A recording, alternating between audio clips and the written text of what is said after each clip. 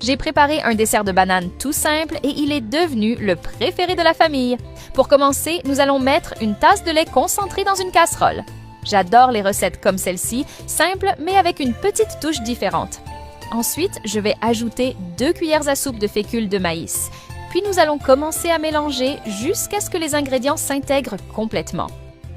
Maintenant, je vais ajouter 2 tasses et demie de lait.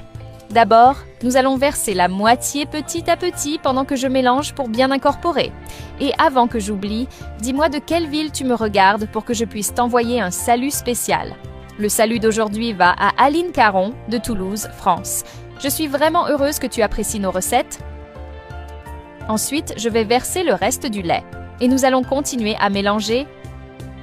Puis j'ajouterai une tasse de crème fraîche. C'est le moment où tout commence vraiment à prendre vie. Maintenant, nous allons ajouter une cuillère à soupe de beurre. Je vais mettre 2 jaunes d'œufs dans une passoire et avec une cuillère, les passer pour les incorporer au mélange. Nous allons mélanger de nouveau pour intégrer tous les ingrédients. À ce stade, nous allons retirer la casserole du feu. Puis, je vais verser ce mélange dans un plat en verre en couvrant tout le fond.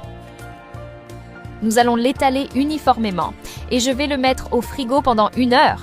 Nous allons mettre une tasse de sucre dans une casserole. Je vais mélanger à feu doux jusqu'à ce qu'il fonde. Pendant ce temps, nous allons couper 3 bananes en rondelles. Cette étape semble simple, mais elle garantit un résultat parfait. Ensuite, je vais presser un demi-citron en répartissant le jus sur les bananes. De retour à notre casserole, nous allons ajouter une demi-tasse d'eau petit à petit pendant que je mélange continuellement. Une fois que nous avons un caramel avec cette consistance, nous allons ajouter les bananes en rondelles. J'adore tester de nouvelles recettes et celle-ci vaut vraiment chaque minute. Je vais bien mélanger pour enrober les bananes dans le caramel. Maintenant, je vais couvrir et laisser cuire pendant 5 minutes. À ce stade, nous allons retirer la casserole du feu. Après avoir retiré la première partie de la recette du frigo, nous allons verser les bananes caramélisées par-dessus.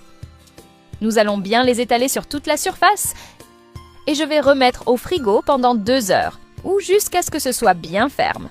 Après ce temps, nous allons retirer du frigo. Je vais prendre une portion de ce délicieux dessert que nous avons préparé et la déposer sur une assiette. J'adore ce genre de recettes sucrées parce qu'elles tiennent exactement leurs promesses. Pas d'étapes compliquées, pas d'ingrédients difficiles à trouver et malgré tout le résultat attire l'attention. L'apparence et le goût sont incroyables. Je l'ai déjà faite plusieurs fois et tous mes amis et ma famille l'adorent.